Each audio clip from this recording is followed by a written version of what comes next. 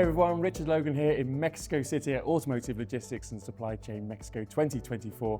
I'm delighted to be joined here on the Automotive Logistics Red Sofa with Javier Valadez, Director of Operations at Paccar Mexico. Javier, great to have you here. Thank you for inviting me, Richard. Definitely, it's been a great event here in Mexico City. Looking forward to see much more content from the other speakers.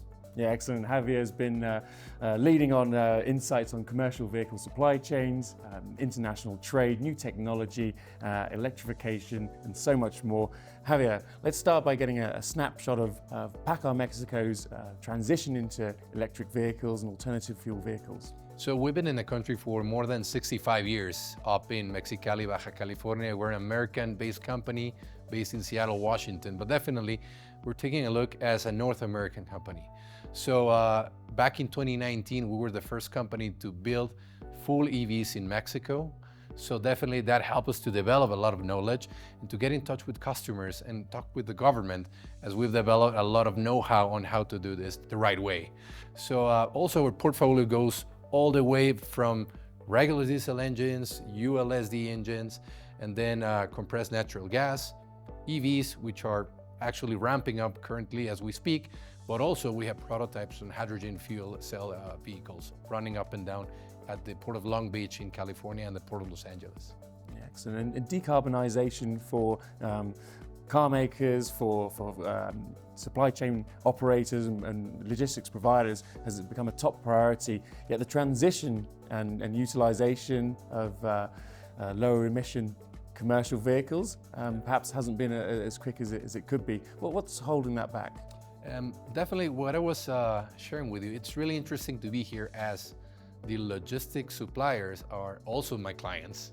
So definitely we take a lot of feedback from them, but definitely you have to take a look at commercial vehicles as capital goods. They are not consumer goods such as light vehicles. So these are vehicles aimed to run a business. So we have this factor in the industry called uptime, which is the time that your truck is available to go up and down the road.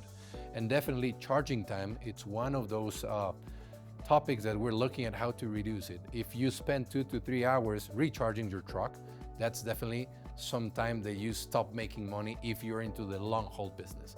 But definitely that's a great option if you have a last mile delivery business, because you can recharge it at night and it'll be ready to go. So definitely that's something worth looking at, but also the weight of the batteries. The more the batteries weigh, the less capacity you can charge on your truck, because you offset the battery weight with the weight that you're charging on consumer products. So definitely we are trying to make it lighter so that we can actually run full truckloads, but also talk with the government to have this expansion of the capacity that we can run up and down with EVs in Mexico, but generally in North America. US has already expanded that capacity up to 20% more, and we're looking to do that in Mexico as well. Yeah, fantastic. And then picking up on your point about necessary infrastructure and charging times, what is the situation in Mexico, and what can be done to accelerate investment in necessary charging infrastructure, particularly for commercial vehicles? Definitely, it's a really interesting challenge.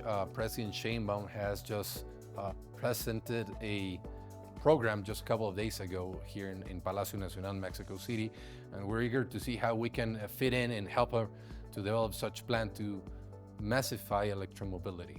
But definitely something that we can do in Mexico is increase the amount of energy that we deliver to the grid, but also deal with intermittence of such energy delivery.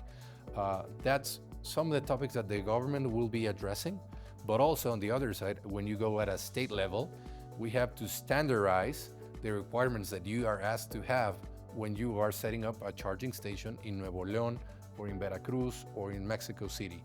They're different. So we need to standardize to make it easier so that we can massify electric charging infrastructure. Yeah, excellent. And how do you see Mexico's trade policies and agreements, USMCA coming out for review in 2026, influencing Paccar's approach to sourcing, to regional production, and localization of the supply chain? I would say historically, Mexico has been spearheading free trade. I mean, Mexico is a country with the most FTAs in the world, with 15 granting you access to more than 50 countries around the globe. So when you think in Mexico, you have to think it in two ways: Mexico domestic market and Mexico production hub. So definitely this has played a major role on us actually growing and investing and committing more with Mexico. We actually announced a millionaire investment in Mexico just in January from this year to increase our EV building capacity within the country.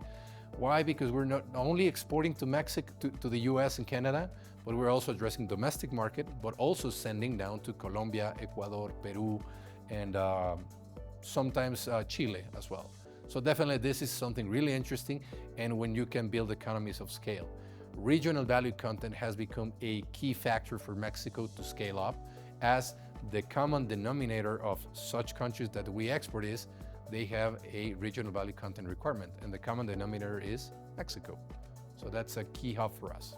Yeah, and where do you see some of the major challenges and opportunities for Paccar and for others in the development of a regional EV supply base?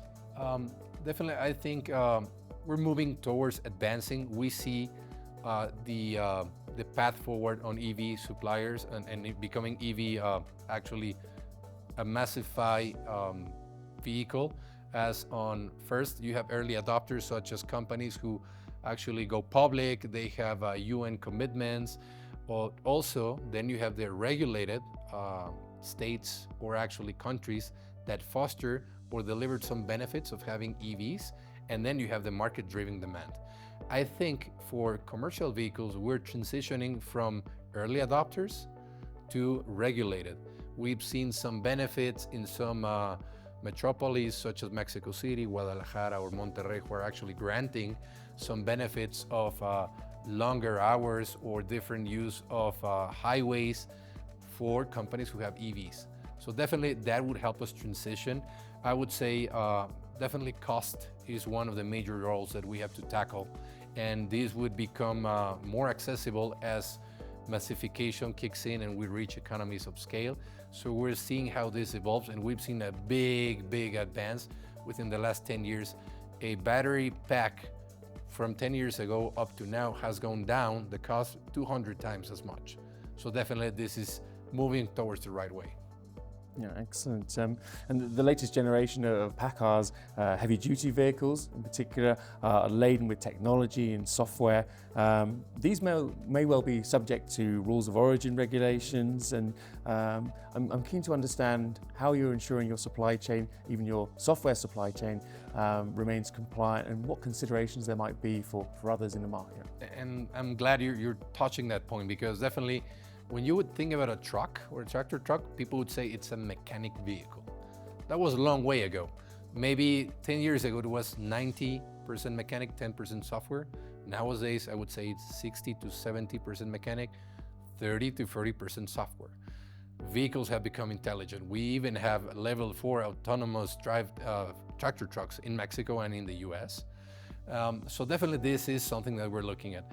What we learned from COVID and during the pandemic is sometimes you have to think not only on having a just-in-time supply chain, but a just-in-case availability of your components. The most expensive thing that can happen to you as a company who sells a product is not having it available. Why? Because the client would actually go with your competition and you lose it. So I would rather spend more money on warehousing and having my supply already maybe a little bit overstocked, but being able to deliver my product and having it available.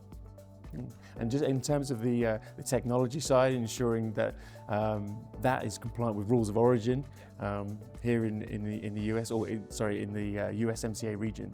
So definitely, I would say there's a difference between light vehicles and heavy-duty vehicles. Why? Because of the number of vehicles being sold. In Mexico, for example, light vehicles is a 1.5 million vehicle market, but commercial vehicles is maybe 40,000 units per year. So definitely the scale is different. And because of that, us as companies from commercial vehicles, we have more actual vertical integration. Us as Paccar, we have our own engines, transmissions, and some wires and hoists. So definitely this has helped us to ensure the content that we need to supply North America, but also we're committed to having the product available for Canada, US, and Mexico. So we look at the regional value content certificates every time we can, and that's a major decision maker for us to integrate a supplier into our supply chain. Do you have it or not? Can you prove it? And do you have the traceability? Yeah, and then perhaps one final question. When you talk about the advancements in the commercial vehicle sector, where do you see the next major game changers for logistics and supply chains? Definitely, I would say on intelligent tractor trucks. Why? Because you have ADAS, advanced driver assistance systems, on tractor trucks. I think the companies have sophisticated, and they now see the value of having information available for them. Now, for example, we're able to measure a lot of things from the behavior of a tractor truck. For example, if you have an automated transmission, you can save up to 3 to 4% on fuel consumption for your tractor truck. So that's something that costs money. So definitely that's something that you're looking at. And that information comes up through ADAS and through information that the digital dashboard provides to you. Also, for example, if you add some aerodynamic components into your tractor truck, such as having digital mirrors, you save 3 to 5% of fuel consumption as well, because there's less drag from the wind into your truck. So being able to measure such elements delivers information that you actually have on your computer being delivered by the tractor truck, and you're able to have better business decisions.